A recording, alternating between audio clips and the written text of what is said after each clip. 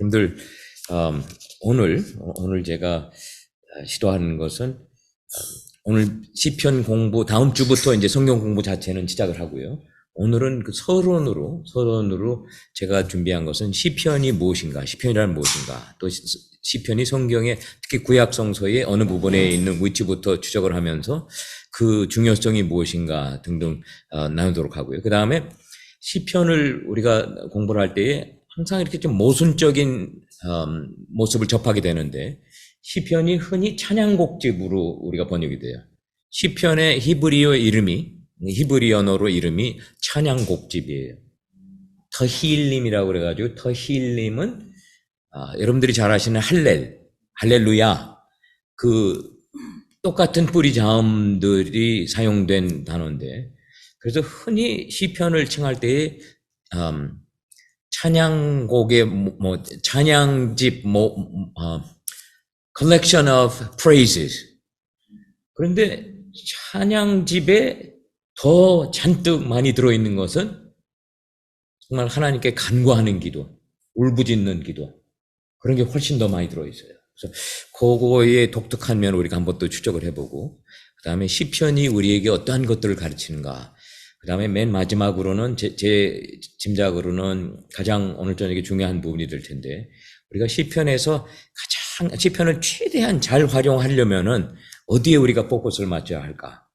그래서 다음 주부터 저희들이 개개 시편들이 공부로 들어갈 때에 우리들의 포커스가 어떠한 관점에서 이것을 접해야 될까 등등 여러분들하고 나누기를 원합니다. 먼저 시편이란 무엇인가? 여러분, 시편은 150편이니까 성경에서 제일 장수가 많은 책이죠. 또 구약성서에도 마찬가지고. 근데 구약성서 저는 구약 개론을 가르칠 때 항상 히브리 성서에 있는 순서대로 가르칩니다. 그래서 히브리 성경에는 구약 성서가 세 파트로 나눠져 있어요. 여러분, 제가 지금 말씀드리는 히브리 성경은 바로 저희들에게 주어진 구약 성경이에요. 근데 구약 성경 여러분들이 아시다시피 히브리어로 기록이 되어 있죠. 그래서 히브리어 성경에는 세 파트로 책들이 나눠져 있습니다. 그래서 첫 번째 파트는 토라라고 그러죠. 토라는 여러분들이 아시죠? 토라, 모세오경. 모세오경은 하나님이 이스라엘에게 주신 인스트럭션 책입니다. 인스트럭션 북, collection of instruction. 그러니까 하나님이 출애굽한 이스라엘 백성들과의 언약의 관계를 맺으시고, 그 다음에 이스라엘 백성들에게 너희들은 나의 covenant 파트너로서, 언약의 파트너로서 이렇게 살아라 하는 것이 모세오경에 기록이 되어 있는 걸로 저희들이 그렇게 인정을 하면은 정확합니다. 하나님이 이스라엘에게 주신 너희들이 나의 백성으로서 다르게, 거룩하게, 다른 주변의 다른 민족들, 나라와는 달리 이러한 삶을 추구해야 된다. 그래서 토라는 저희들이 흔히 율법이라고도 칭을 하는데요. 저는 그것이 선뜻 좋지 않게 들려집니다. 그 뜻이 어느 정도는 들어가 있어요. 율법이라는 뜻이 들어가 있는데, 토라라고 하는 히브리어에는 또 다른 어떠한 번역이 가능하냐면 teaching 아니면 instruction. 그래서 제가 왜 굳이 모세오경을 율법이라고 하는 것을 좀 제 나름대로 이렇게 하는 이유 중에 하나는, 신약 성경에서 특히 이제 우리 조 목사님 앞에 제가 이런 말씀 드리니까 죄송합니다. 신약을 전공하신 분한테. 신약 성경에 보면은 사도 바울의 서신이라든지 이런 데에서 그냥 율법과 은혜, the law and grace, 율법과 은혜를 너무 흑과벽으로 나눠버려요. 그래서 마치 율법은 그냥 우리를 죽음으로 몰아제끼는 것이 율법이라고 하고, 그러나 grace는 하나님의 구원이 은혜가 가능케 하고, 이러한 등등 신약에 와서 율법이라는 것이 평이 좋지 않은 그러한 부정적인 톤으로 이렇게 사용되는 경향이 이제 시작이 되고, 그러나 실질적으로 모세오경은 나중에 바리새인들이나 서기관이나 이런 사람들이 율법화 시켜가지고 하나님의 명령을 613개로 이렇게 딱 나눴습니다. 그래서 이거는 제가 지금 잘못 들어왔어요. 이걸 또 설명하려면 한참 시간이 걸리게 되는데 제가 말씀드리자마자 후회가 됩니다. 그런데 예수님 당시에 바리새인들이나 서기관이나 이런 사람들은 율법주의자들 아니었습니까? 그러니까 legalistic, 율법에 얽매여 가지고 그러니까 토라의 내용들을 613개의 조항으로 만들어 가지고 그들이 믿었던 건 뭐냐면 이 613개를 거역하지만 않으면은, 깨뜨리지만 않으면은 우리는 하나님의 축복을 받을 자격이 있다. 이러한 등으로 조금 심플리스틱한 차원에서 그렇게 믿음의 흐름이 그렇게 나가버렸어요. 특히 이제 유대교에서 에스라 때부터 이제 바빌론에 돌아와서 다시금 하나님의 백성들이 어떠한 질문을 했냐면 왜 우리에게 이러한 엄청난 일이 일어났을까? 나라가 패망하고 또 포로로 갔다가 다시 돌아오고 자기들 나름대로 원인을 따져봤을 때에 특히 에스라 같은 유대교의 창시자라고도 이렇게 칭함을 받는 그 리더들이 어떠한 것을 결론을 어떻게 내렸냐면은 우리가 하나님의 말씀을 거역했기 때문에 이러한 일이 일어났다. 그렇기 때문에 말씀에 순종하는 쪽으로 행위가 그쪽으로 이제 치달리기 시작을 했습니다. 그렇게 하다 보니까 예수님이 오셨을 때에는 바리새인이나 서기관들은 그냥 율법에 얽매인 자들. 그래서 저는 율법 모세오경이 특히 우리가 흔히 칭하는 창세기부터 신명기까지의 이 책들은 하나님이 은혜로 이스라엘에게 주신 선물이라고 저는 나름대로 확신해요. 출애굽을 한 후에 시내산에서 하나님이 모세를 통해서 이스라엘 백성들하고 언약의 관계를 맺었어요. 그게 이제 19장에 나오는데 19장에 언약의 관계가 맺어진 후에 그때 이스라엘 백성들이 당신께서 하신 말씀 우리가 다 순종하겠습니다. All that you've said, we will do. 이렇게 한 후에 그 다음에 소위 말하는 율법이 이스라엘에게 주어졌습니다. 10계명, 그 다음에 10계명이 좀 더 상세하게 설명이 된 그래서 출애굽기 20장부터 한 23장, 24장까지의 그쪽이 흔히 우리가 칭하는 하나님의 인스트럭션이 거기 몰려 있는 거예요. 몰려 있는데 그 인스트럭션이 왜 주어졌는가를 제가 잠깐 설명을 드린다면은 하나님께서 출애굽을 시키신 후에 이스라엘 백성들을 노예의 땅에서 끌고 이제 석방시켜서 나오셨죠. 그런 다음에 모세에게 이렇게 말씀하지 않으셨어요. 모세야, 내가 힘들고 어려운 일은 내가 다 했다. 이제부터는 네가 너의 백성들을 인도해가지고 언약의 땅으로 들어가라. 그거 족이. 이렇게 하나님 말씀하지 않으시고 그들을 구원으로 인도하신 후에 나의 백성들은 이 길로 가야 한다 하는 인스트럭션을 선물로 주신 거예요. 그래서 저는 토라, 특히 율법의 그 원래의 의미나 이러한 등등이 예수님 당시에 그 율법주의자들 그들이 스스로를 얽매게끔 하는 그러한 풀이와 그러한 행위 등등하고는 저는 the law, 토라 자체가 하나님의 은혜의 선물로 주어진 그래서 내가 할 거 다 했으니까 너희들이 이제 알아서 가라. 그게 아니라 나의 백성들은 이렇게 살아야 한다. 그랬을 때 저는 흔히 학생들한테 그 부분을 설명하면서 예수님이 당신 스스로를 뭐라고 칭하셨어요? 요한복음 10장인가요? 거기에 예수님이 스스로를 나는 곧 첫 번째가 뭐예요? 길이요, 진리요, 생명. 그래서 예수님이 당신 스스로를 I am the way. 그래서 토라 자체가 하나님께서 모세를 통해서 이스라엘에게 주셨을 때에는 pointing the way.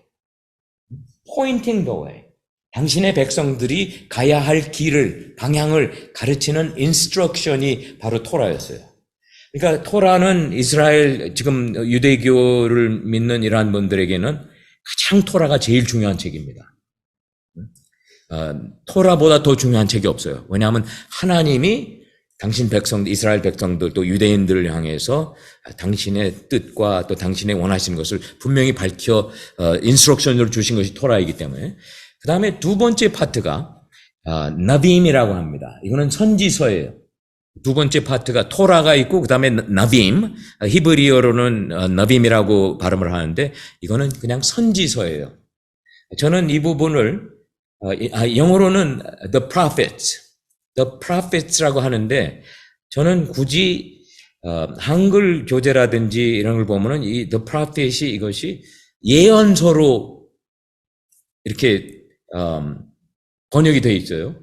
근데 또 제가 이렇게 좀 자기 취향이 독특한 점들이 있어가지고 예언서라고 번역이 된 건 저는 절대로 싫은 거예요. 두 번째 파트가 선지서입니다.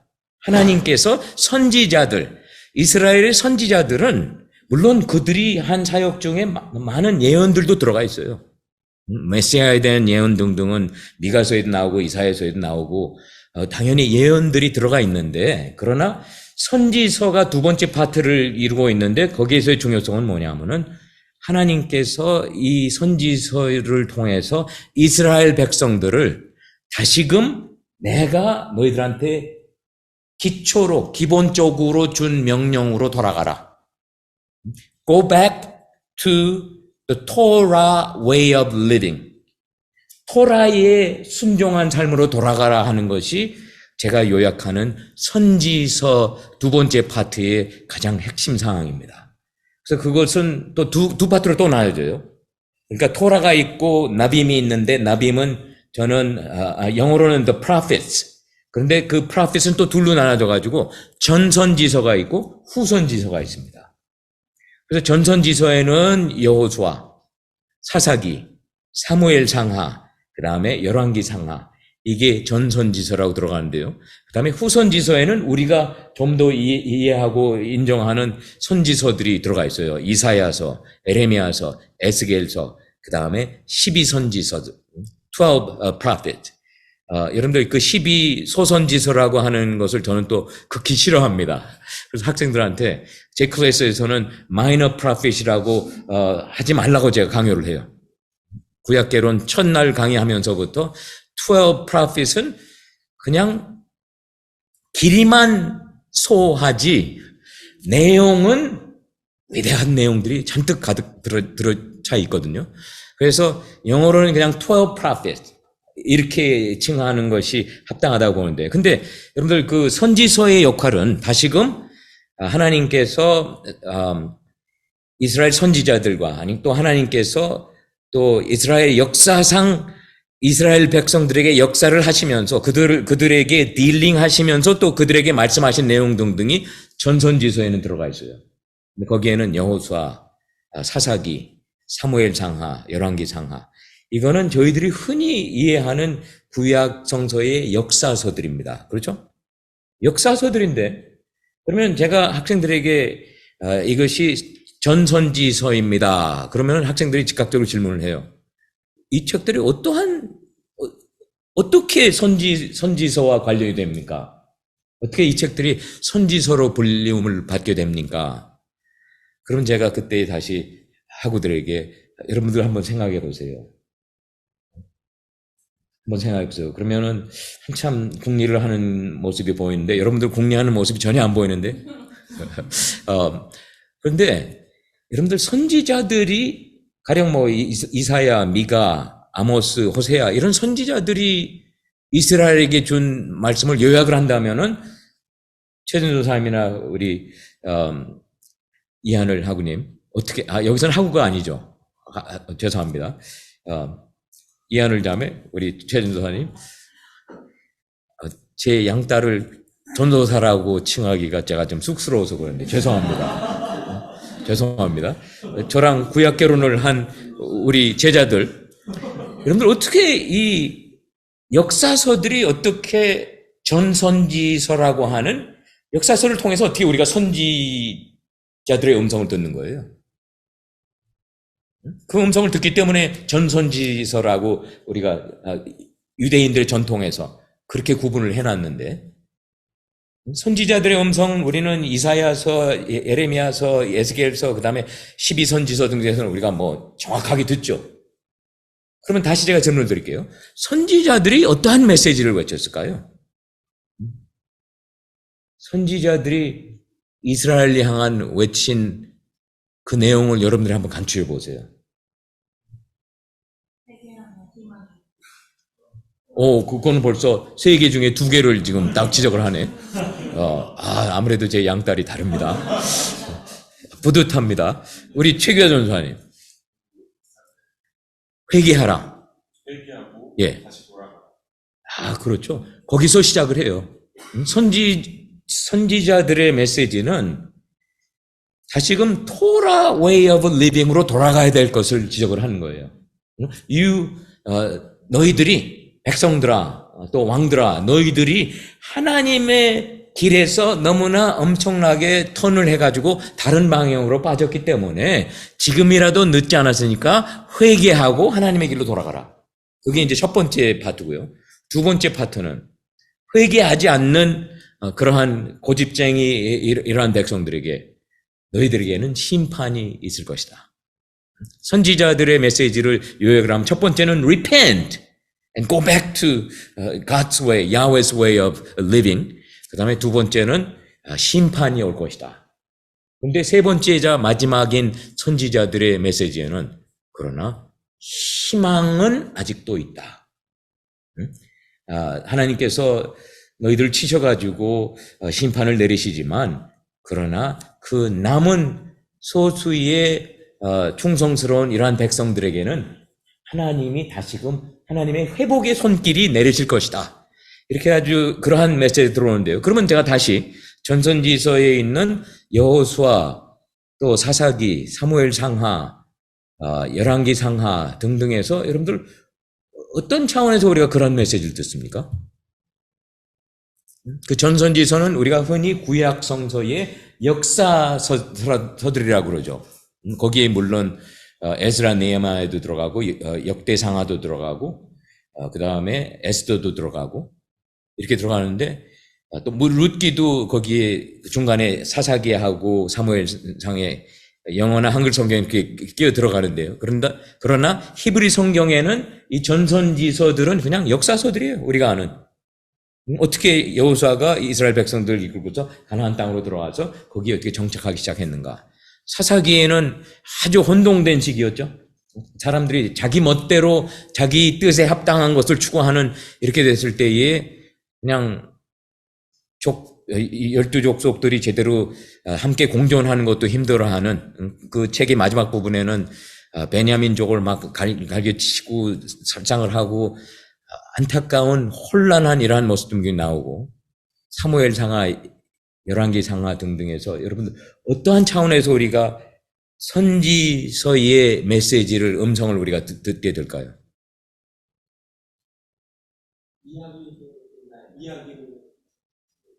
그렇죠. 그렇죠. 하나님이 이스라엘 백성들하고 딜링을 하시는데 또 이스라엘 백성, 그러니까 쉽게 말씀드리면 이렇게 제가 설명을 해드릴 수가 있어요. 여호수아서에서는 우리가 많은 포지티브 example이 나옵니다. 여호수아가 아주 성실한 종이었죠. 그렇죠? 그래야 모세의 종으로 여호수아 1장에서 시작했다가 24장에는 하나님께서 여호수아를 나의 종, my servant. 그렇게 성실한 여호수아서에서는 물론 백성들의 안타까운 모습도 군데군데 나오지만 비교적 파지티브한 example. 그래야 후세의 이스라엘 백성들이 들었을 때에 또 후세의 주의 백성들이 들었을 때에 여호수아서를 놓고 볼 때에 순종으로 우리가 나아갈 때는 이러한 일들이 일어나고 순종치 않을 때에는 아간과 같은 사람이 완전히 절멸시켜라 하는 것 중에서 훔쳐가지고 아간의 죄악 때문에 아이성을 쳐들어가는 데 있어서 실패하는 게 또 7장이나 8장에 나오죠. 여호수아서. 그러면은 거기에서 우리에게 의도가 되어지는 저자의 의도가 뭐냐면은 우리에게 주어진 저자의 의도는 가령 기생 라합과 같은 믿음의 행동을 취하라. 기생 라합이 가나안 여인이었죠. 그런데 야훼 하나님에 대한 명성을 듣고 두 정탐꾼들을 살려주고 도망가게끔 해주고 그러면서 야훼 하나님에 대한 신앙 고백을 하면서 간청을 하기를 이 성을 쳐들어올 때에 우리를 살려달라. 그랬을 때에 그게 들어지고 여러분들 라합이 나오는 반면에 아간이 나오는 라합은 아웃사이더 이방 여인이었어요. 가나안 여인.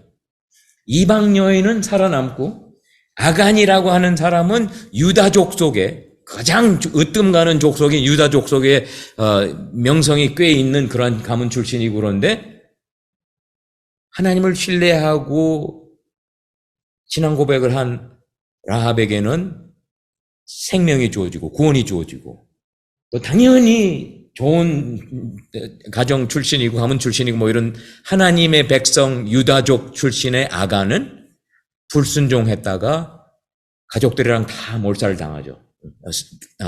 돌에 맞아 죽는 이러한 상황이 일어났을 때 그때에는 그러한 등등을 보면서 저자가 의도하는 것은 순종을 선택하라. 너희 신분을 그냥 신분 하나가 다인 것 같이 착각적인 이러한 아간과 같은 행위를 취하지 말고 아무리 인사이더라도 정말 하나님의 안쪽에 속한 백성들 중에서도 으뜸 가는 족속이라 할지라도 순종이 결핍됐을 때에는 이방 여인보다 못한 신세를 맞게 될 것이다. 이러한 등등 우리 조 목사님 말씀하신 것 같이 내러티브, 이야기 등등 일어나는 일들을 통해서 우리에게 선지적 사관에서의 메시지가 주어진 거예요. 그렇기 때문에 전선지서, 후선지서 그 다음에 마지막으로 세 번째는 성문서라고 그럽니다. 성문서, 카투빔, 영어로는 the writings라고 하는데요. 그 성문서라는 책의 제일 첫 번째로 나오는 것이 히브리 성경에서 성문서, 맨 마지막 세 번째 파트의 첫 번째 책이 시편이에요. 시편이 나오고 욥기가 나오고 그 다음에 거기에 이제 13권의 책들이 세 번째 파트로 몰려 있는데 거기에는 시편, 욥기, 잠언, 에스터, 에레미야의 애가 뭐 이런 데 메길롯 5권의 책들이 있고요. 거기 룻기도 들어가 있고 그 다음에 역대상하, 에스라, 느헤미야, 그 다음에 다니엘서가 거기 들어가 있습니다. 근데 이 세 번째 파트의 중요성은 달리 중요한 것이 아니라요. 첫 번째 파트는 토라, 하나님이 이스라엘에게 주신 명령, 이렇게 살아라. 나의 백성들은 내가 거룩한 하나님이기에 너희들은 거룩한 백성으로서 이러한 삶을 추구해야 된다. 그게 인스트럭션이 주어져서 가장 중요하게끔 아직도 영감이 가장 강하게 많은 영감을 받고서 주어진 것이 토라라고 유대인들은 믿고 있습니다. 그 반면에 나빔, 선지서는 다시금 이스라엘 백성들에게 하나님의 길로 돌아가라. 그런데 성문서에 들어가 있는 책들은요, 좀 독특한 점이 있어요. 왜냐하면은 이스라엘 백성들이 믿음의 생활 속에서 접해지는 기쁨과 즐거움과 또 고통과 안타까움과 패배와 낙심과 뭐 이런 등등의 순간 속에서 나름대로 겪고 경험하는 믿음의 이야기들이 이 성문서에 잔뜩 들어가 있습니다. 그러니까 토라는 하나님이 이스라엘에 주신 명령, 그 다음에 나빔은 선지서는 또 선지자 사관 쪽에서 이스라엘에게 주신 다시 하나님의 길로 돌아가라. 근데 시편에서 욥기로 해서 잠언으로 해서 쭉 끝까지 나온, 물론 이제 역사서 등등이 이제 속해 있지만 여기에 들어가 있는 많은 책들이 이스라엘 백성들의 삶 속에서 자기들이 어떤 순간에서 어떠한 모습에 당면했을 때에 하나님께서 그럴 때에는 이러한 믿음의 대응책을 시도를 해봐라. 이런 차원에서 주어진 책들이 이 마지막 성문서에 몰려 있어요. 그래서 저는 개인적으로 시편, 욥기, 잠언, 전도서, 룻기 뭐 이런 등등의 내용이 지금 제가 한참 단순화시켜서 드리는 말씀입니다. 근데 이 책들을 우리가 읽고 공부하고 할 때에 보면요, 우리의 믿음의 갈등의 순간순간 속에서 이 책들이 우리에게 도움을 주는 것을 정말 피부로 느낄 수가 있고 가슴에 와닿는 것을 우리가 느낄 수 있는 책들이 가득 차 있어요. 근데 그 중에서도 시편은 우리에게 더할 수 없는 귀한 믿음의 성장을 초래하는. 그래서 여러분들 전전주에 제가 시편 공부에 초대합니다. 그러면서 제가 이런 말씀드려요. 시편은 성경의 66권의 책들 중에서도 영성 신앙생활의 가장 훌륭한 교재라 칭할 수가 있습니다. 제가 좀 이렇게 과장된 약속을 해드렸는데요. 그런데 여러분들이 한번 10주 후에 한번 말씀을 나눠보십시다. 시편이 어떤 면에서, 시편 150편이 어떤 면에서 우리의 영적인 삶에 추구하는 데 있어서, 물론 성경 전체가 다 가장 좋은 교과서는 성경이죠. 그러나 성경에서도 또 특히 시편은 우리들의 영적인 성장, 신앙생활의 성장 등등 현실을 뚫고 나가는 데 있어서 우리에게 실질적으로 도움이 되는 요소들이 가득 차 있는 것을 제가 좀 더 오늘 서론에서 설명을 드리려고 하고 있습니다.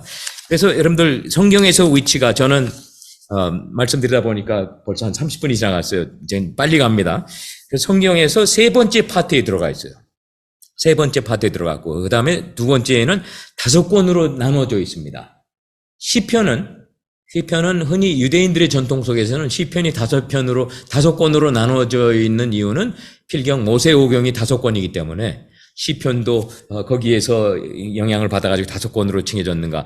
그것은 그냥 speculative, 그냥 추측하는 이런 내용인데요. 근데 시편은 1편부터 41편까지가 첫 번째 책을 이루고 있고, 또 42편에서 72편 두 번째 책, 73편에서 89편, 90편에서 106편, 107편에서 150편, 이렇게 5권의 책으로 나눠져 있는데, 분들 시편은 맨 처음부터 이렇게 5권의 책에 150편이 한꺼번에 존재하지는 않았다고 우리 학자들이 추측을 할 수가 있습니다. 시편을 아마 개개인이나 아니면 이스라엘 백성들이 하나님께 드려진 기도로서 이제 시작을 했겠죠. 그런데 그것이 또 다른 사람들도 그 기도를 듣고 또 그와 같은 기도를 하고 그러면서 사람들의 기억 속에 남아 존재하고, 그러다가 어떠한 시편들이 모아지고 또 예배 보는 장소에 따라서 모아진 책들이 컬렉션이 됩니다. 모음집이 되고, 이런 식으로 해서 오늘 우리의 150편의 시편으로까지 이렇게 됐다고 하는데, 제가 여기에서 5권으로 나눠진 것을 지적해드리면서 중요성을 말씀드리고자 하는 것은 다른 뜻이 아니라요, 5권의 책은 각각 맨 마지막이 송영으로 끝이 납니다. 송영. 여러분들 송영은 뭐예요? 닥살러지, 영어로는 닥살러지라고 하는데 하나님께 드리는 찬양, 그렇죠? 하나님께 드리는 찬양이에요. 제가 한번 42편 맨 마지막 부분에 이렇게 나와 있어요. 예. 아니요, 죄송합니다. 41편 13절에 이스라엘의 하나님의 야훼를 영원히 영원까지 성축할지로다. 아멘, 아멘. 근데 이 송영이 거의 다 비슷한 내용이에요. 하나님을 성축할 것이다. 하나님을 찬양할지다. 이러한 식으로 끝이 나는데, 여러분들 각 책마다 끝부분에 이런 식으로 끝을 맺게 된다. 그래서 여러분들은 어떠한 면을 짐작을 하실 수가 있을까요? 왜 각 5권의 책이, 그 다음에 시편 150편은 5권이 여러분들 107편에서부터 시작을 해가지고 150편도 끝나는데, 시편 150편은 전체가 다 송영으로 우리가 인정을 합니다.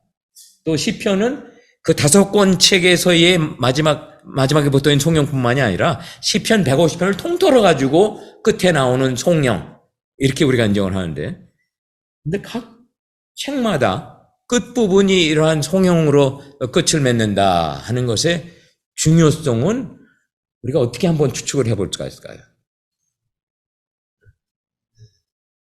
왜? Why? 5권의 책들이 다 Bless the Lord or Praise the Lord, 하나님을 송축할지로다. 아멘, 아멘. 여러분도 히브리어에서는 반복되는 것이 중요성을 띠는데 아멘, 아멘. 이거는 우리 한글에서 아멘 하는 거하고 똑같은 뜻입니다. 아멘, 아멘 한 번 하는 것보다 아멘, 아멘, 아멘. 그러면 그게 무슨 뜻이에요? 믿습니다. 흔들림 없이 믿습니다. 이러한 뜻으로. 그렇게 되고 계속해서 42편에서 72편 뒷부분에도 그러한 비슷한 내용으로 그 영화로운 이름을 영원히 찬송할지어다. 온 땅에 그의 영광이 충만할지어다. 아멘, 아멘. 여기도 또 이렇게 비슷한 내용으로 이렇게 끝을 맺고 하는데, 여러분 각 편마다, 각 그 책마다 송영으로 이렇게 끝을 맺다 할 때에 여러분들 틀려도 좋으니까 한번 대범하게 틀려보세요. 맞을 수도 있고요.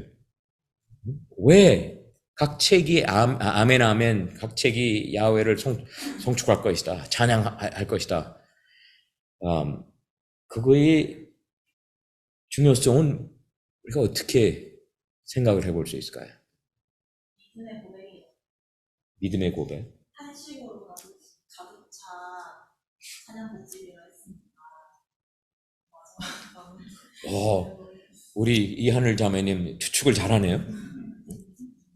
착각은 자유인데 휴유증은 크다 그러는데, 근데 비슷하게 지금 시작이 주어졌어요. 여러분들. 우리의 존재는 하나님을 신뢰하기 위해서. 그렇죠. 이스라엘 백성들이 시편을 통해서 우리에게 남겨진 가장 큰 도전이 뭐냐 하면은 존재하는 목적을 잊지 말아라.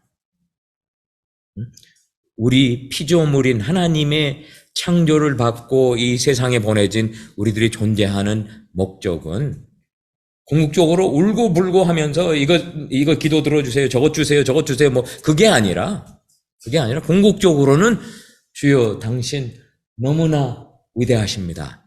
당신 너무나 귀하십니다. 뭐 이런 등등 궁극적으로는 찬양을 위해서 존재하는 것임을 어느 책보다 시편에서 가장 계속 똑같은 메시지가 쭉 연결이 돼요. 그러니까 각 권의 책들이 끝을 맺을 때에도 송영으로 거기에는 뭐 수없이 많은 울부짖는 기도들이 들어가 있어요. 근데 또 맨 마지막 150편으로 왔을 때에는, 여러분들 시편 150편은 우리가 볼 때에 독특한 게 뭐냐 하면요, 시편 150편 전까지에서는 하나님께 왜 찬양을 드려야 하는 이유들이 이렇게 많이 주어져 있어요. 어떤 이유로 우리가 하나님 찬양하는가?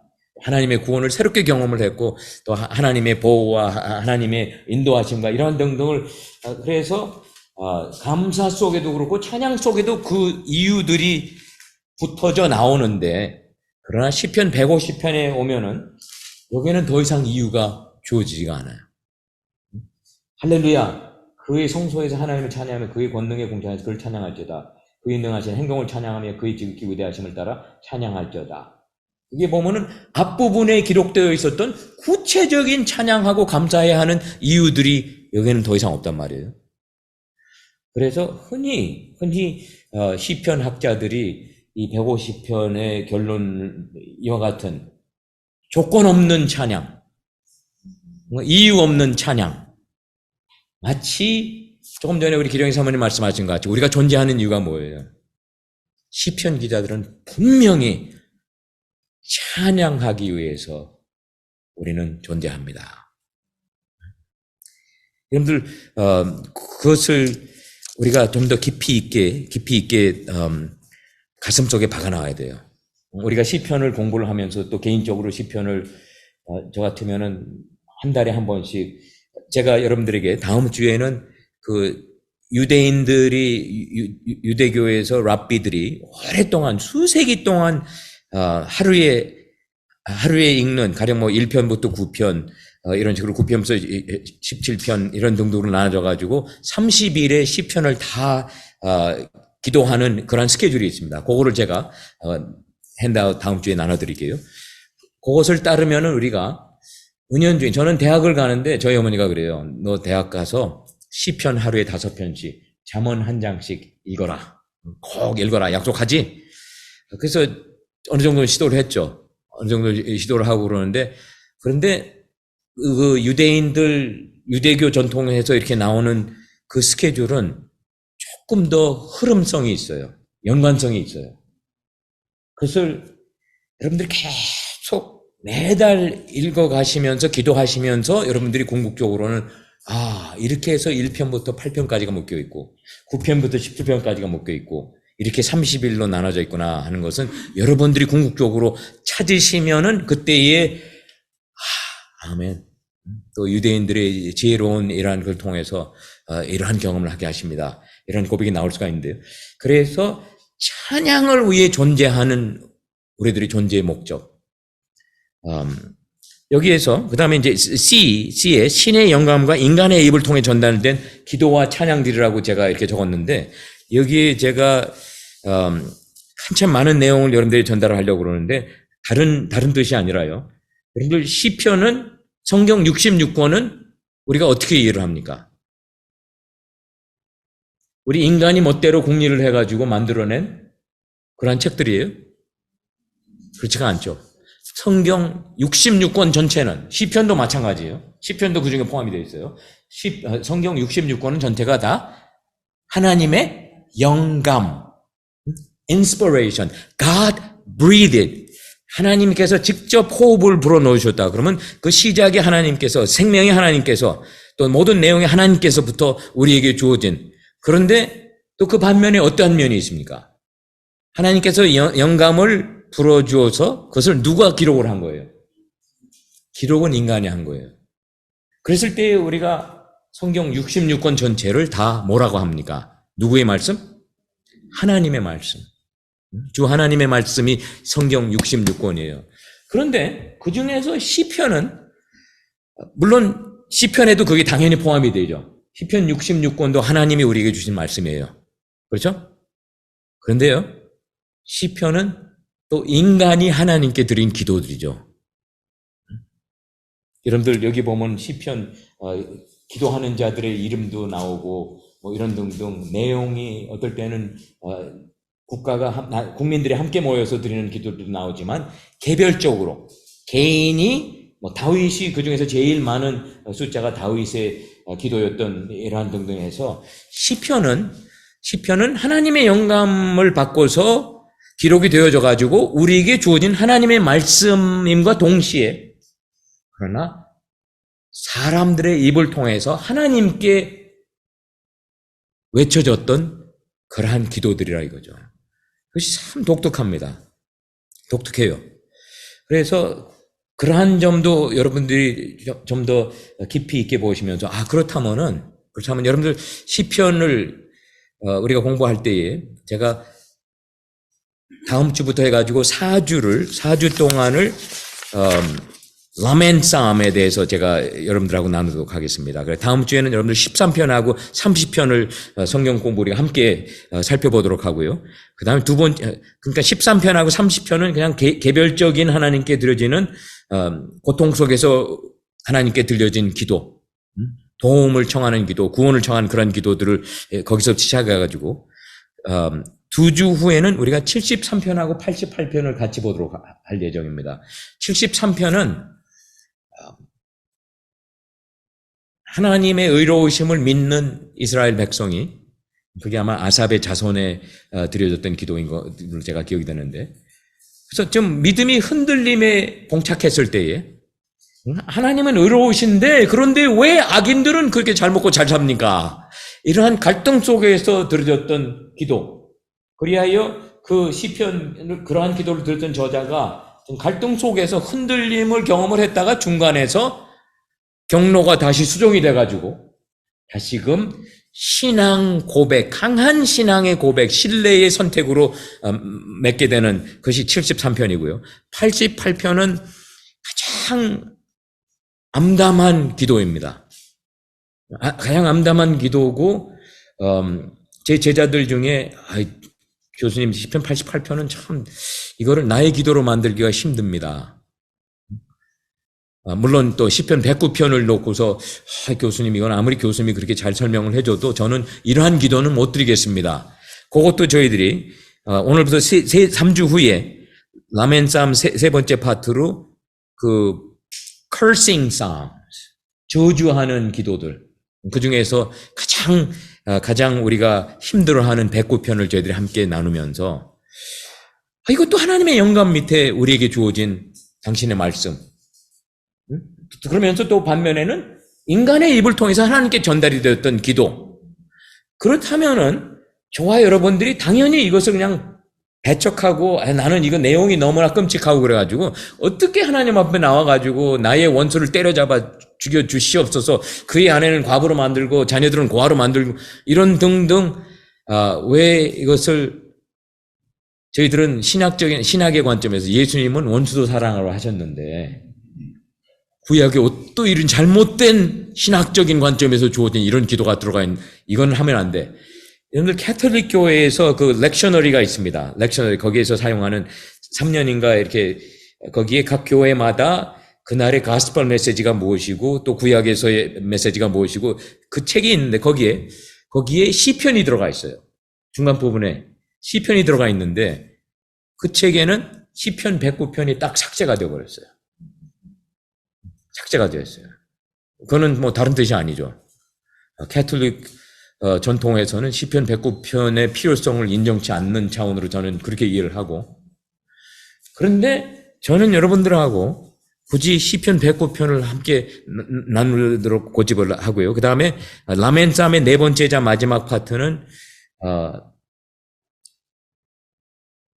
confessional psalms, 고백의 기도들. 우리가 죄를 졌을 때 하나님께 드려지는 기도, 그것이 시편 32편하고 51편, 이 두 개를 보고, 그 다음에 Thanksgiving Psalm이 66편하고 118편, 요거는 제가 여러분들에게 전달을 해드릴게요. 다음 주에는 오시기 전에 13편하고 30편을 한번 주중에 몇 번 읽고 좀 familiarize 해서 오시면은 우리들 같이 대화하고 공부 나가는데 크게 힘이 될 것 같습니다. 그 다음에 또 Trust Psalm, 시편 23편하고 131편. 우리가 제일 좋아하는 시편이 바로 23편이죠. 거의 많은 우리 그리스도인들이. 그러면 이 시편들을 신뢰의 기도들 등등을 우리가 한번 깊이 있게 패런을 추적을 하면서, 13편하고 30편, 13 and 30. 그게 다음 주입니다. 그 다음에 8주에 가서는 Creation and Wisdom Psalms. 시편 8편하고 14편을 보도록 하고요. 그 다음에 9번째 주에 가서는 113편하고 150편, 이 두 개를 살펴보면서 찬양의 기도들, 찬양의 닥살러지, 그것을 살펴보고, 10주는 제가 지금 오픈해 놨습니다. 그래서 여러분들 마지막 부분에서 저희들이 함께 여기에 대한 내용을 돌이켜보면서 우리가 앞으로 나아갈 때에 어떠한 식으로 우리가 시편을 우리의 기도로 만들어 나가는 등등을 함께 같이 공리를 해보도록 하고요. 그러한 예정입니다. 그래서 그 다음에 다음 단계로 이제 딱 시간이 반이 지나갔어요. 저는 좋습니다. Praise book full of laments. 여러분들 그것이 이제 두 번째 파트인데요. 찬양집인가 통곡들의 모음집인가. 시편은 제가 아까 말씀드렸죠. 히브리어로 터힐림이라고 그래요. 터힐림, 거기에는 할렐이라는 뿌리 자음들이 들어가 있어요. 할렐은 물론 할렐루야. 여러분들 영어로는 할렐루야 이렇게 발음하죠. 우리 한글로는 어떻게 발음합니까? 할렐루야. 아니면 우리는 그냥 액센트가 없이 할렐루야. 이렇게 히브리어에서는 이것을 할렐루야. 야가 가장 포커스를 받으시게 되죠. 야훼 하나님. 그래서 여러분들, 근데 이 책을 이름 자체가 터힐림은 다른 뜻이 아니에요. 찬양곡들의 모임이라는 뜻입니다. 찬양의 기도들의 모임, 이런 뜻이에요. Collection of praise psalms, praise songs. 그런데 사실 150편을 우리가 쭉 분석을 해보면요, 그 중에 한 5분의 2 이상이 간구하는 기도들이에요. 울면서 나를 살려주시옵소서, 나를 구원하여 주시옵소서, 나를 위기에서 극복하게 해주시고, 나를 보호하여 주시고, 나를 내 원수의 그 올가니 속에서 빠지지 않게 막아주시고, 이러한 등등의 시편들이 66개나 67개가 들어가 있어요. 66개, 67개. 그럼 여기서 제가 똑같은 질문을 해볼게요. 아까 제가 이런 질문을 드렸죠. 왜 모세의 오경과 비슷하게 5권의 책으로 시편이 갈라졌다고 하는데 왜 맨 마지막에는 다들 이렇게 총형이 들어가 있을까요? 그걸 저희들이 잠깐 나눴죠. 그랬을 때 이스라엘이 존재하는 이유는 무슨 목적으로? 하나님을 찬양하기 위해 존재하는 당신의 백성들. 근데 여기에서 제가 그것을 바탕으로 해서 똑같은 질문을 드립니다.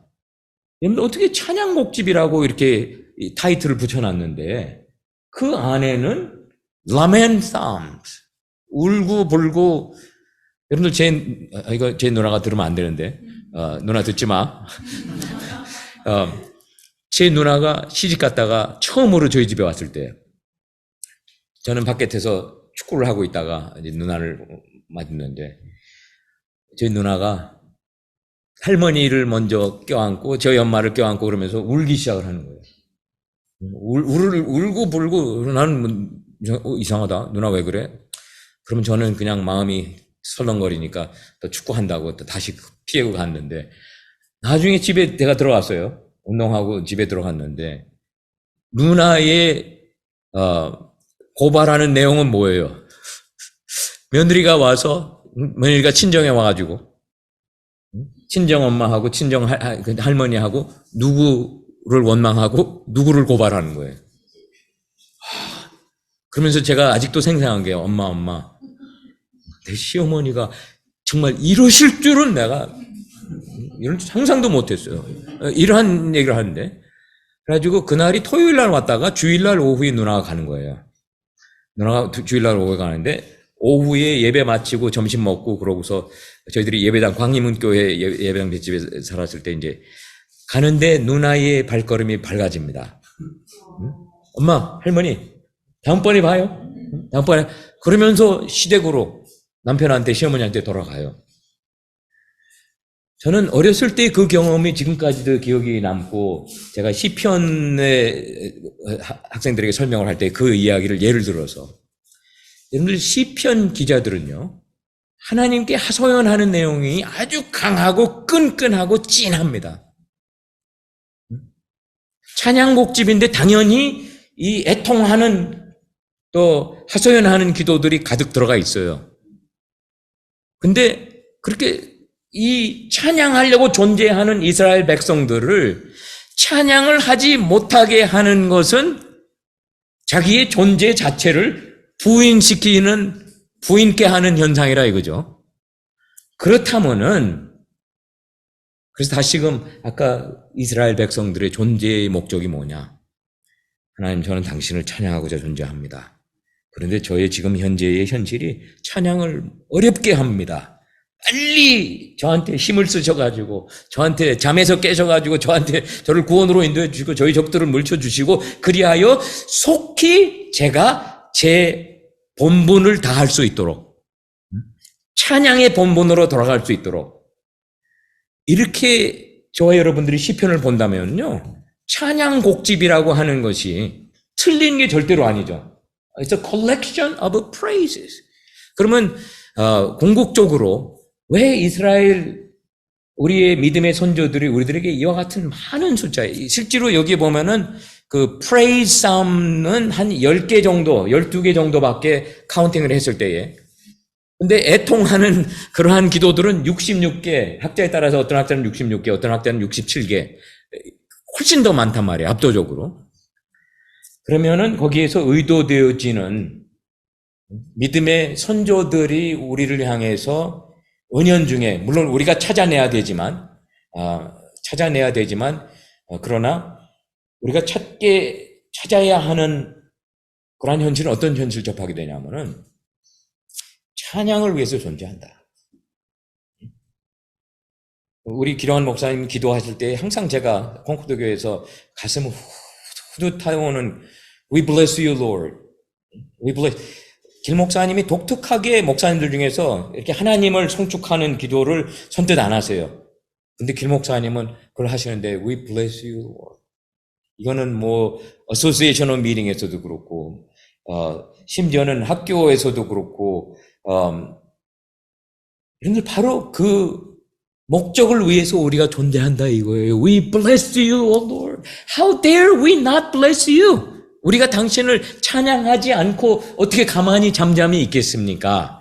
당신이 누구시고 당신의 역사하시고 당신이 우리의 보호와 축복과 이런 등등을 우리가 누린 상황 속에서 그런데 찬양을 더 잘하려면은 먼저 우리가 하나님께 애통함을 속 시원하게 후련히 제 누나가 집에 와가지고 시어머니에 대한 불평을 한 하루 이상 그냥 할머니 어머니한테 이렇게 하고서 갈 때에는 좀 조금 마음이 내려져가지고 이제 간 것 같아요. 이와 같이 시편 기자들이 우리 존재하는 목적은 찬양을 위해 존재하는데 찬양을 더 잘하기 위해서는 우리가 애통하는 현실에 갇혀 있어서는 안 된다. 그래서 그들이 드려지는 이 기도에는 너무나 의도적이에요. 그냥 우리가 애통하는 기도라고 그래도 에이 그 시편 기자들은 그저 하나님 앞에 나가지고 불평 불만만 털어놓고 이거 에이 뭐 별 볼 일 없다. 어떻게 저런 믿음을 우리가 배워? 그런데 쭉 이렇게 패를 추적을 해본다든지 또 이와 같은 성경 공부상에서 우리가 함께 같이 공감할 수 있는 것은 뭐냐면은 찬양을 위하여 존재하는 우리인데 우리의 현실이 찬양을 못하게 하는 현실들이 반드시 일어난다 이거예요. 찬양을 못하는 현실이 일어났을 때에는 그러면 어떻게 다시 찬양하는 쪽으로 방향 전환과 회복을 할 수가 있는가?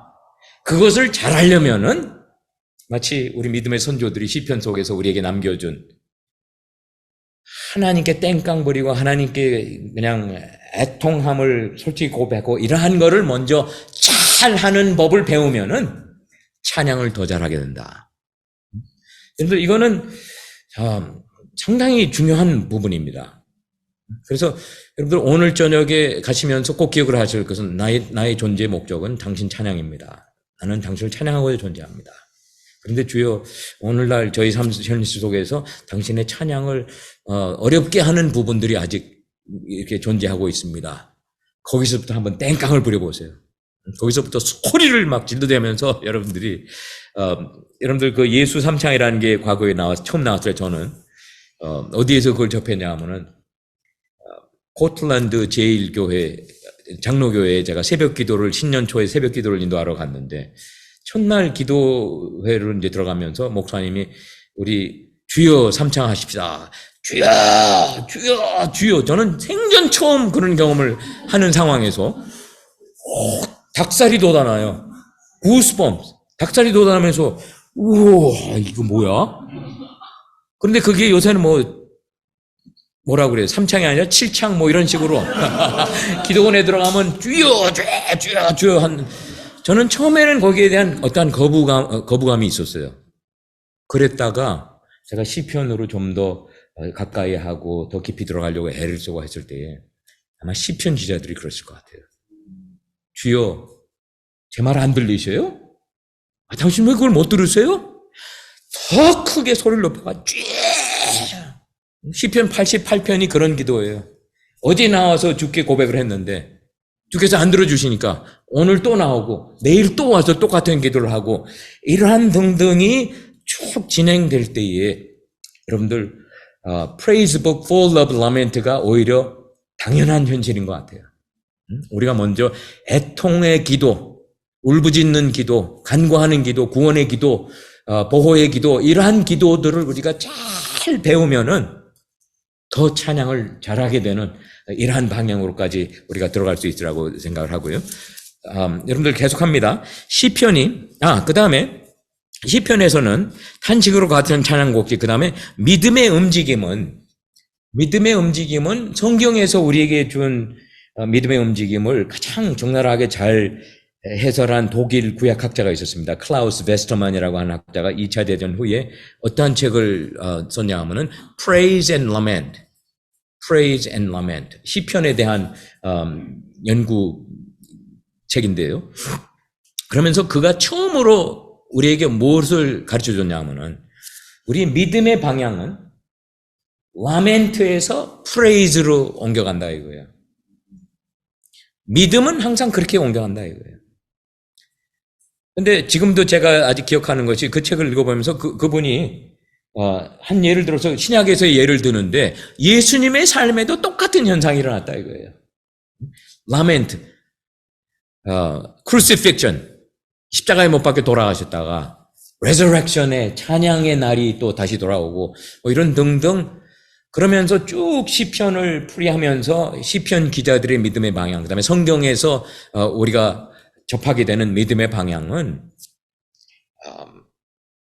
찬양에서 찬양으로 옮겨가는 것이 아니라 항상 라멘트에서 프레이즈로 이 방향이라고 이렇게 설명을 하는데 시편 기자들을 이 속에서 우리가 똑같은 것을 접하게 됩니다. 자기 존재의 목적을 항상 위해서 애를 쓰는데 그러니까 라멘트가 항상 부담이 되는 거예요. 주여 제가 당신을 찬양하기 위해 존재하는데 제가 지금 한참 당신 앞에 나가서 하소연만 털어놓고 가슴이 무겁고 이러한 상황에서 제가 제대로 당신 찬양을 할 수가 없는 상황입니다. 당신만이 여기에 대해서 어떠한 조처를 취하실 수가 있습니다. 이러한 등등을 우리가 할 때에 궁극적으로 거기에서 우리가 결론적으로 깨닫게 되는 것은 우리의 믿음의 방향은 고통에서 그 다음에 찬양으로 이러한 것을 저희들이 깨달아야 되고요. 그 다음에 시편이 가르치는 것들이 이제 상당히 많은 점을 우리에게 가르치는데요. 저는 시편을 접할 때에 시편 기자들이 전제로 하는 게 있습니다. 분명히 있어요. 그게 바로 자기는 별 볼 일 없는 인간이더라도 하나님의 헤세드, 하나님의 언약의 사랑을 누리는 존재다. 또 그것은 또 무슨 뜻이냐면은 시편 기자들이 분명히 깨닫는 것은 뭐냐면은 하나님과 나 사이에는 언약의 관계가 흔들릴 수 없는, 깨트릴 수 없는, 지워버릴 수 없는 언약의 관계가 존재하고 있다는 것을 시편 기자들은 분명히 거기에 파운데이션을 두고서 거기에 바탕을 두고서 기도를 합니다.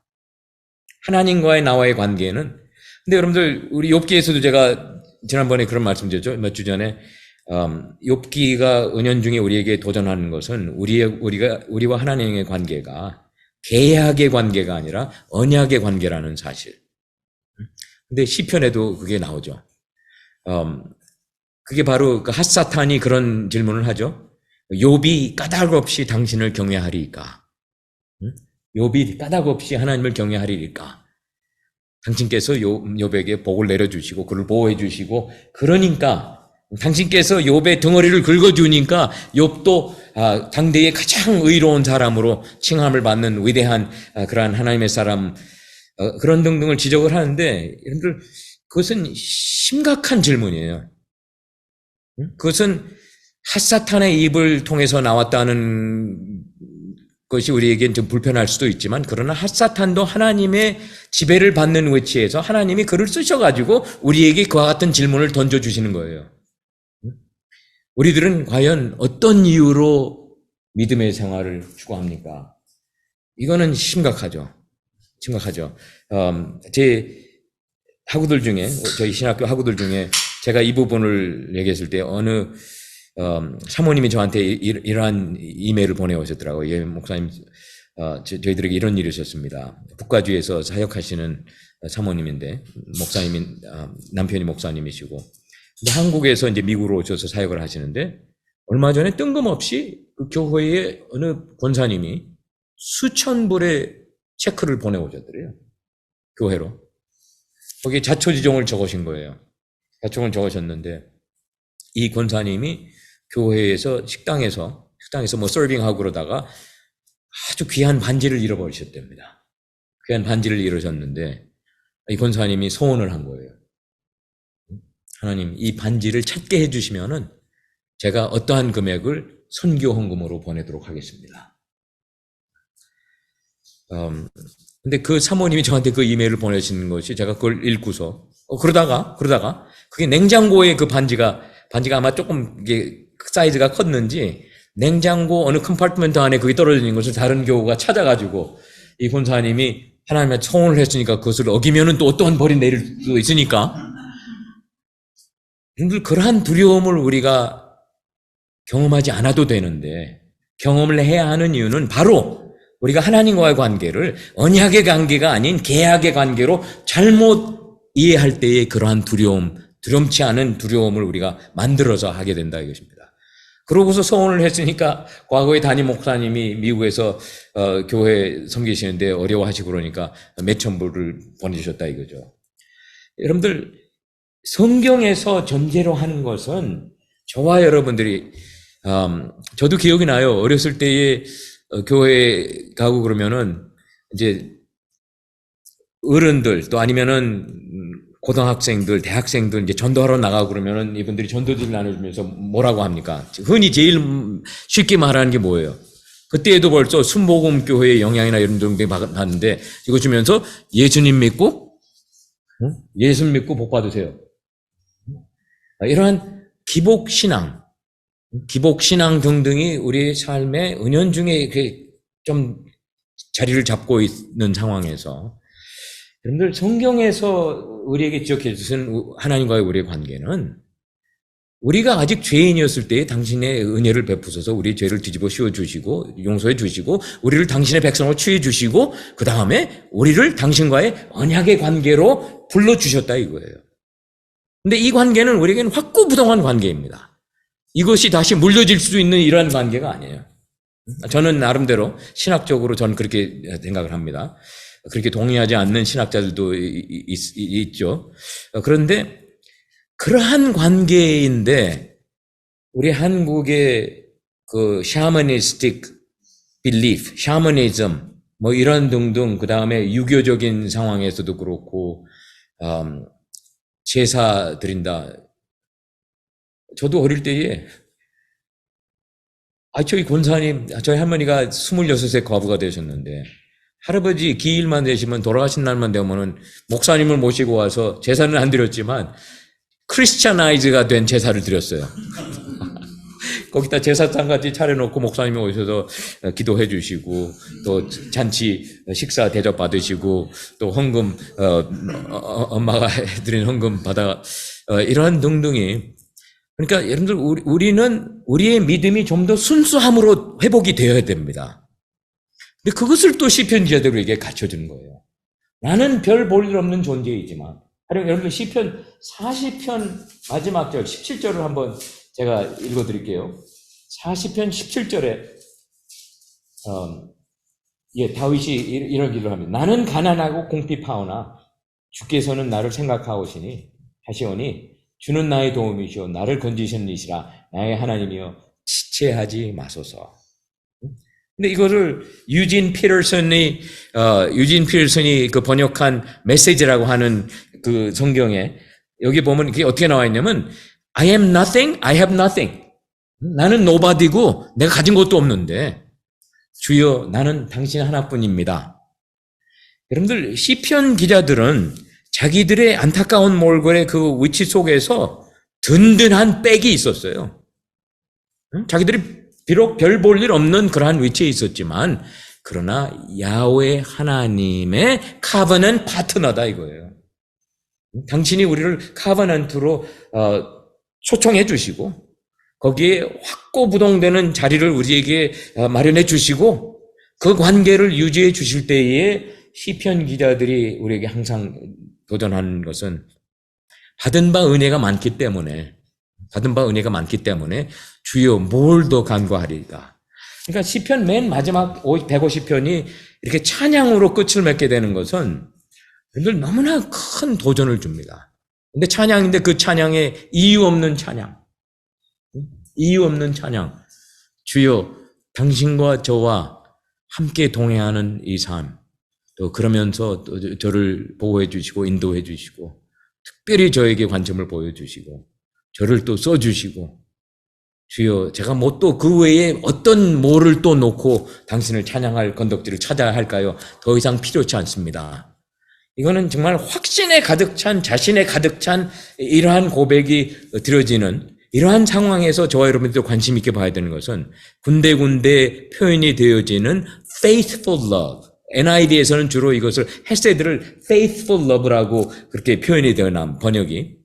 그래서 하나님의 특별한 언약의 사랑을 시편 기자들은 자기들이 누리는 위치에 있는 세상은 별 볼 일 없이 여길지라도 하나님과의 관계 자체는 확고부동한 언약의 관계에 있고 또 언약의 파트너, 인간으로서 언약의 파트너인 것을 그들이 가르쳐주고 있고요.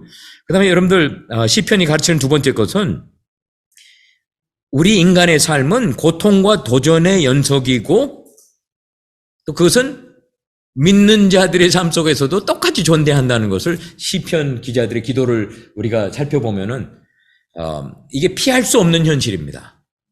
피할 수 없는 현실이에요. 여러분들 제가 욥기 성경 공부를 하자고 제가 밴쿠버에 살 때에 제 교회의 사모님이 젊으셨어요. 30대 한 중반 이렇게 되고 어린 아이들이 3명이 있었는데 그 사모님한테 소니야, please join us. 그랬더니 저한테 솔직하게 무슨 얘기를 하는지 아세요? 근데 Con, I am too young to study. 욥기를 공부하기에는 나는 너무나 젊지 않냐. 그래서 제가 의아스러워서 What do you mean? 욥기는 깐날 때부터 욥기를 공부해야 된다고 저는 우겨댔는데 no, I'm too young. 그러니까 이 사모님이 저한테 솔직하게 어떤 얘기를 하냐면 나는 욥기는 나한테는 무서운 존재다. 두려운 존재다. 그리하여 내가 이 욥기를 공부하면은 혹시나 내 어린 깐난 애들, 이세 애들에게 어떤 일이 일어난다든지 뭐 이런 그러한 두려움. 여러분들 그러한 현실이 우리 삶 속에서 존재하고 있을 수가 있다 이거예요. 저도 prayer warrior가 아니라 저도 warrior입니다. warrior. 항상 걱정 어쩔거나. prayer warrior들은 그렇지 않죠. prayer warrior들은 무릎을 꿇고 앞으로 전진하는 게 기도 용사들인데 저는 어렸을 때 어머니 아버지 다투시면은 어머니 협심증 그다음에 만성 키드니 인펙션 신장염 등등 해가지고 어머니가 까무러치시면 오남매가 말려 들어가지고 그냥 어머니를 둘싸고 어머니를 깨려고 애를 쓰는데 그러면 형이나 저는 벌써 을지로 7가 89번째 살 때에 강형용 내과가 있었습니다. 거길 향해서 뛰어가요. 그러면 형이 가든지 형이 없으면 제가 뛰어가지고 간호사를 데려와요. 링겔 주사를 놓고 강심제를 놓고 그러면 어머니가 다시 깨어나시죠.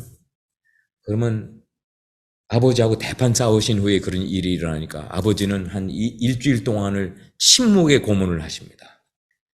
엄마한테 얘기를 안 하세요. 그리고 누나가 서울 농대에서 집으로 왔을 때 이런 질문을 해요. 싸우셨다는 얘기는 들었는데 대화 다시 시작하셨어? 그게 제일 큰 관심사니까. 왜냐하면은 이건 두려우니까. 어린 나이에 의지하는 게 엄마 아빠인데 그렇지 않은 상황에서 이렇게 됐어요. 그래저래 저는 그냥 염려와 걱정과 근심, 두려움 이러한 것을 꽉 찬 삶을 평생 살아왔습니다. 근데 시편 기자들 대범하게 하나님한테 나와가지고 울고 불고 그냥 간청을 하고 당돌한 그러한 대화의 내용들을 보면서 나도 나와 하나님과의 관계가 나와 어려웠던 아버지와의 관계가 아니다 이거죠. 그런데 그 속에 많이 갇혀 있었던 것을 제가 상담을 2년 반 동안 받으면서 그 내용을 더 깊이 있게 깨닫게 되고 그러한 와중에서 저에게 희망이 되고 저를 치료하는 데 있어서 가장 큰 역할을 했던 게 시편이었어요. 매일 스케줄대로 한 달에 한 번씩 읽어가는 이 시편을 통해서 깨우쳐주는 또 배우게 되는 이러한 내용 등등. 그래서 여러분들 시편 기자들은 항상 문제가 있었던 것 같아요.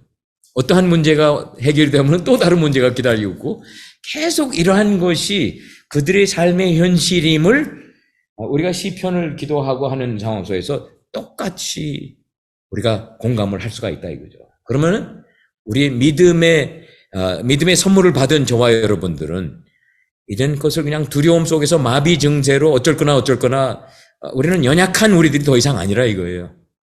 연약한 어린 혼이 엄마 깨우려고 엄마 울면서 엄마 죽지 마 엄마 일어나 더 이상 그러한 연약한 모습이 아니고 아버지 하나님과 같이 동행을 하는, 그리하여 하나님께 당돌한 대범한 기도를 드릴 수 있는 그런 위치 관점에서 우리의 현실을 뚫고 나갈 수 있는 능력을 당신께서 주실 때에 여러분들 시편 기자들이 그 부분도 우리에게 잘 가르쳐주고 있고요. 그 다음에 C에는 제가 가장 온전한 자아의 추구를 가능케 한다. 이거는 제가 어떤 뜻으로 말씀드렸냐면요.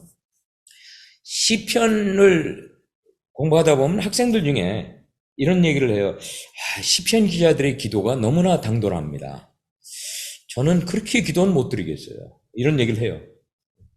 저는 어떻게 하나님께 나와가지고 원수를 때려잡아 주시옵소서 뭐 이런 식으로 예수님은 원수도 사랑하라고 해줬고, 그러면서 학생들이 제가 이제 다 저도 그러한 것을 배우고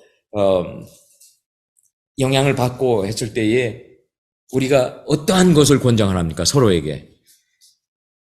당신 정말 하나님의 기도 응답을 받으려면은 하나님 앞에 나오기 전에 증오감을 싹 처리를 하고 화가 나온 상태로 하나님한테 대항하면 그 기도 들어주실 것 같아?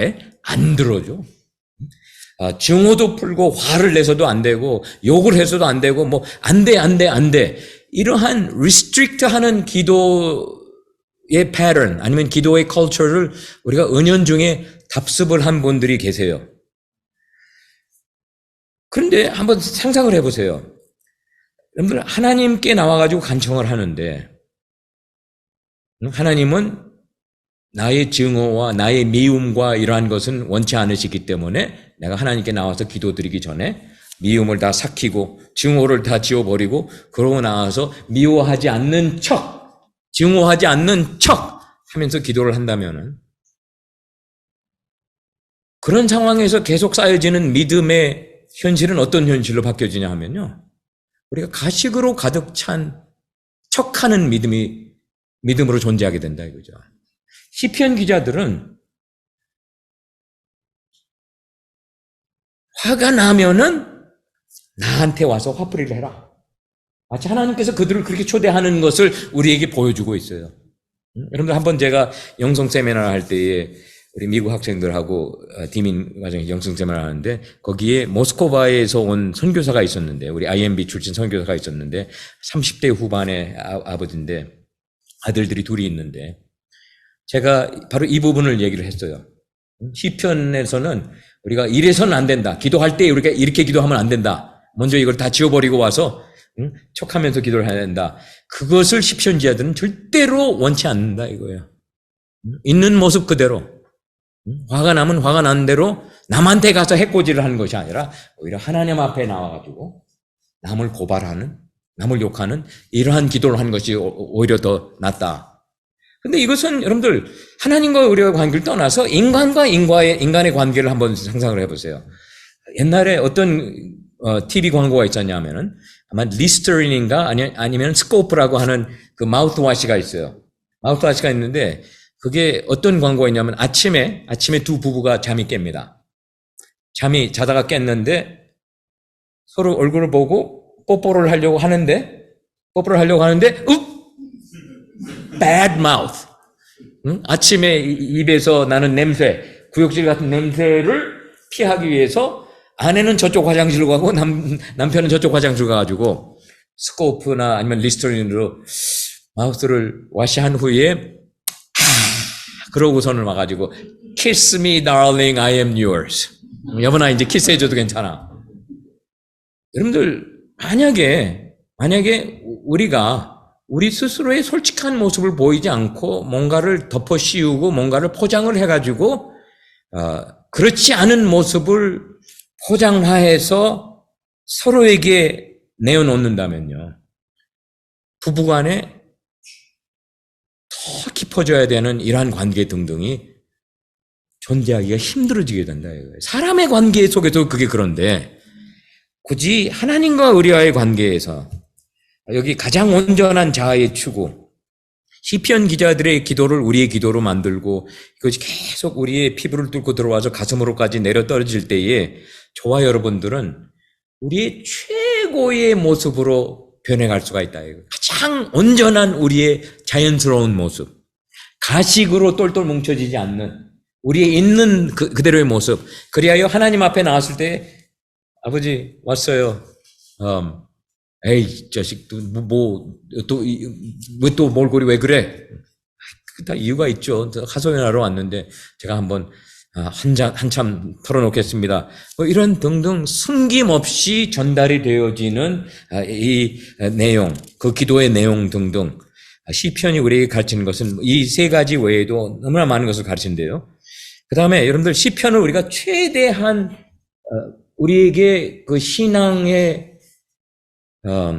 가이드북으로 우리가 활용하기 위해서 가장 주의를 해야 할 것은 바로 지난번에 제가 여러분들에게 드렸던 그 Invitation to the Bible Study 거기에 기록이 되어 있습니다. 그래서 이것은 여러분들 혹시 김 전도사님이 보내주신 그 이메일을 아직도 세이브하고 계시면 거기에 이게 어태치로 붙어 있어요. 근데 요거는 제가 일부러 시편의 가장 중요한 내용을 제가 묶어가지고 여러분들에게 한번 여러분들을 꼬시려고 성경 공부하러 오세요 훅 하려고 제일 미리한 고기가 많은 부분을 제가 여러분들하고 같이 나눴거든요. 근데 시편은 우리가 어떻게 좋은 교본으로 영성의 교본으로 사용을 해야 되냐 하면은 세 가지로 나눌 수가 있습니다. 첫째는 시편 기자들이 저희들에게 가르쳐주는 하나님은 어떠한 분이신가가 생생하게 여기에 잘 기록이 되어 있어요. 근데 그 하나님은 어떤 분이십니까? 첫째로 하나님은 인간의 삶과 역사에 밀접하게 관련하고 계시는 분이시라 이거예요. 시편 기자들은 절대로 왜 시편 88편과 같이 하나님의 기도를 응답을 듣지 못했는데도 불구하고 아버지 오늘 또 왔어요. 어제 드린 내용을 똑같이 오늘 와서 또 하소연하고 내일 또 와서 기도하고 이렇게 하는 이유는 다른 게 아니라 여기에 대한 확신이 있기 때문에 주여 당신은 저 승에 계시고 저는 이 승에 살면서 저와 당신과의 거리는 한참 먼 거리에서 평행적으로 어떠한 일들이 일어나고 있습니다. 그게 절대로 아니에요. 시편 기자들은 하나님께서 자기들 가운데 존재하시면서 인간사를 뚫고 브레이크하고 침투하셔가지고 우리 개개인의 삶 속에 개입하시면서 우리를 구원으로 우리를 구출해 주시고 우리를 은혜로 감싸 주시는 분이심을 철저하게 믿고 고백을 합니다. 그 고백에 바탕된 기도를 이들이 드렸고요. 그래서 첫 번째는 하나님은 인간의 삶과 역사에 밀접하게 관련하고 계시다. 또 우리 가운데 역사하고 계시는 분. 그게 시편을 통해서 우리가 접하는 하나님의 첫 번째 모습이라는. 두 번째는 또한 하나님은 시편 기자의 고백 속에서 하나님은 어떤 분이냐면은 구원의 원천이시라 이거예요. God is the only source of salvation, only source of real protection. 뭐 이런 등 하나님은 구원의 근원이시고 또한 당신은 세 번째로 당신 백성들에게 무궁무진하게 공휼과 자비를 베푸시는 분이라는 것을 시편 기자들은 분명히 자기들 기도 속에 반영을 합니다. 하나님은 저 멀찍이 계셔서 잠들어 계신 분이 아니시고 우리의 삶에 실질적으로 우리와 동행하시면서 개입하시는 분, 또 우리를 구원하시는 분, 그 다음에 당신의 자비의 흐름이 끊어지지 않게 정말 인색 없이 자비를 우리에게 베푸시는 당신 백성에게 베푸시는 분이시고 그 다음에 여러분들 우리가 시편을 더 깊이 있게 활용을 하기 위해서는 또 시편 기자들이 스스로를 어떻게 거론을 했는가 이것을 저희들이 구분을 해봐야 되는데 그것도 세 가지입니다. 시편 기자들이 칭하는 자기 스스로 자기들은 누구냐 하면은 순간순간 급하게 변하고 자기들이 다스리고 조종할 수 없는 삶의 현실 속에 살고 있는 연약한 존재라고 시편 기자들은 자기들이 주제 파악을 올바르게 합니다. 너무나 연약해서 정말 회오리 바람이 불어치고 태풍이 불어치고 여러분들 K가 지금 태풍이 멕시코, 바하 멕시코를 통해서 지금 이제 올라오고 있는 상황인데, 그러한 안타까운 무기력한 상황에 있는 존재라는 것을 시편 기자들은 절대로 정확하게 주제 파악을 하고 있고요. 두 번째는 하나님이 구원의 근본이실 때에, 근원이실 때에 시편 기자들은 자기들이 하나님의 구원의 손길을 절실히 필요로 하는 자들이라고 스스로의 필요를 인정을 합니다. 스스로가 스스로를 구원할 수 없는 자들. 그래야 야훼 하나님의 구원을 필요로 하는 자들임을 그들이 충분히 전제로 하면서 기도를 하고요. 그다음에 세 번째는 아까 하나님의 세 번째 특성 중에 세 번째는 뭐예요? 당신의 자비와 은혜와 긍휼 이런 등등을 우리에게 아낌없이 흐르게끔 해주시는 분이 하나이신데, 그 반면에 시편 기자들은 당신의 자기 스스로가 하나님의 무제한적인 자비의 감싸줌이 없이는 존재할 수 없는 자들이라고 자기들의 연약함을 인정을 했다 이거죠. 이건 어떻게 보면 하나님의 구원을 필요한 존재하고 일맥상통하죠. 하나님의 존재를 필요로 하는데, 그렇기 때문에 하나님의 감싸주시는 임재함과 자비가 없으면은 한순간도 존재할 수 없는 이러한 모습임을 우리에게 지적을 해주고 있고요. 그 다음에 여러분들 세 번째로 우리가 시편을 신앙 교본으로서 사용할 때에 세 번째로 중요한, 그래서 첫 번째는 하나님은 어떤 분이신가를 우리가 계속 접해야 됩니다. 하나님의 특징을 우리가 기도 속에 배경에 깔린 것, 또 직접 시편 기자가 되고 고백하는 내용 등을 접하면서 계속 이것이 우리의 삶에 계속 이게 박혀져야 돼요. 박혀지면서 이게 우리의 온 확신이 돼야 된다 이거죠. 또 그들 스스로에 대한 올바른 주제 파악도 이것이 우리들의 고백이 돼야 되고요. 주여, 저는 연약합니다. 또 일이 벌어졌습니다. 저는 여기 감당할 능력이 없습니다. 주여, 공유를 베풀어 주시고 자비로 감싸 주시고 이걸 뚫고 나갈 수 있는 능력 주시고 지혜를 내려 주셔야만 할 수 있습니다. 저는 연약합니다. 이러한 등등 우리들의 올바른 주제 파악이, 또 고백이 우리에게 좀 더 올바른 기도로 아버지 하나님께 들려줄 수 있는 것을 전제로 하고, 그 다음에 그 두 개만도 우리가 시편 기자한테 배울 수 있는 너무나 중요한 내용들이지만, 이거보다 더 우리가 관심을 두고 중요시해야 할 것은요, 시편 기자들이 야훼 하나님을 접할 때에 그냥 막연히 하나님과 나 이렇게 하지 않았습니다. 긴밀한 당신과 나로 존재하는 관계임을 이들은 인정을 했어요. 그래서 그들이 기도할 때에 어떻게 보면 여러분들 한글 성경에는 제가 좀 안타까운 것이, 한글 성경에는 영어나 히브리 성경의 표현이 반드시 들어가 있는데 삭제한 부분이 좀 있어요. 근데 그게 어떤 부분이냐면은, 제가 시편 3편을 읽어볼게요. 야훼여, 나의 대적이 어찌 그리 많은지요. 일어나 나를 치는 자가 많으니이다. 많은 사람이 나를 대적하여 말하기를 그는 하나님께 구원받지 못한다 하나이다.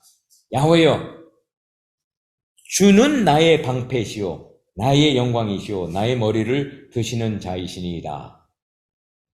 근데요, 여기 3절에 야훼여, 주는 나의 방패시오 이렇게 나와 있는데, 이게 사실은 어떻게 히브리 성경이나 영어 성경에 표현이 되어 있냐면은, 주여, 당신은 나의 방패시오, 나의 영광이시오, 이렇게 표현이 되어 있습니다. 주여, 야훼여, 주는. 근데 제가 왜 이것을 굳이 여러분들이 지적을 해드냐 하면요, 이게 의미가 다르다 이거예요. 그 관계의 다이나믹스가 다르다 이거예요. 시편 기자와 야훼 하나님과의 관계, 그것을 영어 성경에 보면요, but you라는 단어가 한글 성경에는 빠져 있어요. 저는 이게 너무나 안타깝습니다. 너무나 안타까워요. So, but you, Lord, are shield around me, my glory, the one who lifts my head high. I call out to the Lord. 이런 식으로 시편 기자가 칭하는 가장 친밀한, 당돌한 당신과 나. 옛날에 남진인가 나훈아가 이런 노래였어요. 당신과 나 사이에 저 바다가 있더라도, 당신과 나 사이. 또 마틴 비버는 Thou and I, 다운 아이 이러한 또 책도 쓰면서 하나님과의 인간과의 다이나믹 등 이스라엘과의 다이나믹 등등을 설명을 하기도 했는데 시편 기자들이 하나님을 감히 당신이라고 칭하면서 근데 한글 성경이 왜 그걸 당신이라고 칭하지 않았는가는 우리가 이해를 할 수가 있죠. 왜냐하면은 존엄성이 덜 하잖아요. 야훼여, 주여, 야훼여, 주는 이것이 오히려 더 존엄성을 높여주고 하나님 옆. 이게 또 시편 23편에도 똑같은 내용이 나옵니다. 우리가 너무나 좋아하는 그 셰퍼드 삶에 여기에 4절에 내가 사망의 음침한 골짜기로 다닐지라도 해를 두려워하지 않을 것은 주께서 나와 함께 하시니라. 주의 지팡이와 막대기가 나를 안위하시나이다. 근데 여기도 주께서 주의 이렇게로 표현이 되어진 것이 히브리 성경에는 당신께서 또 당신의 지팡이와 막대기가 나를 안위하나이다. 이렇게 표현이 되어 있는데 여기서는 그게 빠져 있어요. 근데 왜 저에게는 이게 중요하냐면은 그게 바로 시편 기자의 그냥 audacious.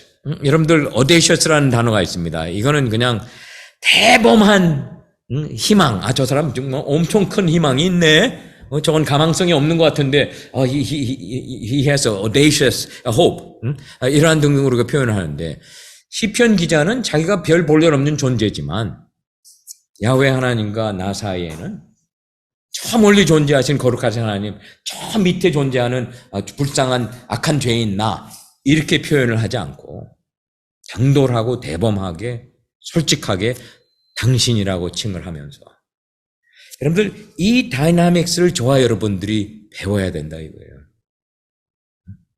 더 이것이 우리 것으로 돼가는 과정 속에서 우리의 신앙이 더 성장하는 신앙이 되고 가식을 떨쳐버리는 신앙이 되고 그래서 여러분들 in order to get the most out of the Psalms 그 다음에 제가 마지막으로 렉시오 메디타치로하는 것은 요거는 제가 다음 주로 하도록 하고요. 여러분들 지금 몇 분 안 남았어요. 몇 분 안 남았는데 제가 여러분들한테 한 가지 당부하고 싶은 게 있습니다. 우리 한글 성경에는 야훼 하나님을 어떻게 하나님의 이름이 어떻게 칭해져 나옵니까? 여호와. 우리 최윤사님 제 설명 기억하세요? 우리 이하늘 하고님 기억하십니까? 여러분들 여호와라는 단어는 없어요. 히브리 성경에 여호와라는 단어는 없어요. 없는 단어. 그렇기 때문에 오히려 한글로는 요새 야훼라고 부르는 운동이 한참 일어나고 있죠. 야훼.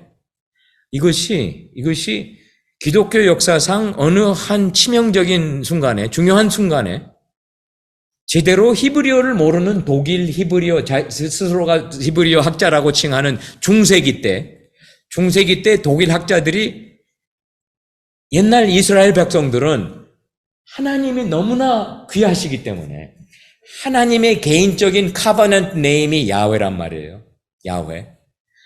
자기들은 하나님을 야훼라는 이름으로 칭할 수 있는 그러한 존재가 아니기 때문에 그 단어가 나오면 the Lord, 주여, 주님 이렇게 칭을 했습니다. 그래서 그것이 아도나이로 이제 칭해졌다가 그러나 훗날 중세기 때에 독일의 히브리어를 제대로 모르는 그런 학자들이 이걸 다시 회복시키기 위해서 야훼라는 하나님의 고유 명칭에는 히브리어 자음들이 4개가 있습니다. 그렇기 때문에 거룩한 4글자라고 이렇게 흔히 칭해요. 테트라그라마톤. 근데 여기에 여호와하 이러한 소리가 나게끔 돼 있어요. 자음만을 보면은. 근데 거기다가 중세기 무식한 독일 학자들이 아도나이는 주. 아도나이에 있는 아오아를 집어넣은 거예요. 그게 아닌데, 그게 올바른 모음이 아닌데도 불구하고 제대로 정확한 모음을 집어넣는다면 이거는 여바예요. 여바. 그런데 독일 학자들이 여호와 이렇게 한 것이 독일 말로 Jehova. 그것을 또 1611년대에 나온 킹 제임스 성경에서 하나님의 이름이 야훼를 쓰는 데는 제호바라고 그게 그대로 들어가 버렸습니다. 근데 킹 제임스의 영향은 엄청나게 컸죠. 영어 사용되어지는 영어 성경을 쓰는 사람마다 모두가 다 킹 제임스를 사용했던 때가 있었단 말이에요. 그러다 보니까 궁극적으로는 그 영향이 우리 한국에도 들어와가지고 여호와, 제호바, 이것이 독일 발음으로 하면 여호바예요. 여호바. 이렇게 해서 존재하지 않는 오늘날 유대인들은요, 하나님의 이름을 부르지 않습니다. 야훼라고도 안 하고 아도나이라고도 하지 않고 오늘날 시나고그에 간다든지 회당에 가서 하나님의 이름이 어떻게 칭해지냐면은 하셴이라고 그래요. 하셴, the name. 그게 왜 그렇게 하셴이라고 하냐면 당신 이름은 너무나 거룩하시기 때문에 우리가 입에서 감히 들 수 없는. 그래서 제가 여러분들에게 당부하고 싶은 것은 우리 한글 성경에 여호와로 하나님의 이름이 나오면은 우리 의도적으로 야훼라고 하십시다. 그 운동에 여러분들 동참해 주시고, 그래서 저는 제 사명 중에 하나가 이거예요. 한 사람이라도 더 많은 우리 주의 백성들이 하나님의 이름을 망령되게 걷지 말라고 한 명령이 반드시 있는데 어떻게 존재하지 않는 하나님의 이름을 이렇게 부를 수가 있어요? 이거는 큰 잘못입니다. Anyway, 여러분들 제가 몇 분 더 넘어갔네요. 오늘 제가 서론 그냥 지루하게 이렇게 했는데 나름대로 여러분들 여기에서 뭔가 좀 캐치해야 할 부분들은 기록을 하시고 하셨을 것 같아요. 우리의 존재 목적이 무엇이냐, 또 우리가 시편 기자들의 신앙 간증과 기도와 이런 등등을 통해서 우리가 어디에 포커스를 두고서 어떠한 패런을 추적을 하면서 그들의 믿음이 우리의 믿음화 될 수가 있겠는가, 그러한 등등. 혹시 여러분들 시간 많이 갔는데요, 죄송합니다. 제가 다음 주에는 한 20분쯤에 중단하고 여러분들 대화로 질문이나 하도록 하는데, 오늘 만약에 질문할 기회나 의견 잠깐 말씀드릴 기회를 안 드리면은 여러분들이 섭섭해 하실 것 같아요. 그러면 다음 주에 안 오실 수도 있으니까 그거는 제가 두려워합니다. Any questions? 그거예요. 예, 두려워 말라. 내가 너와 함께 하니라.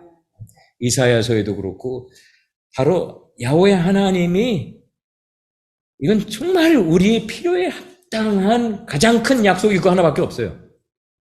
우리 주가 우리에게 하신 약속은 두려워하지 말라. 내가 너와 함께 하니라. 선지자들을 사명을 주고서 보낼 때에도 두려워 말라. 내가 너와 I am with you always.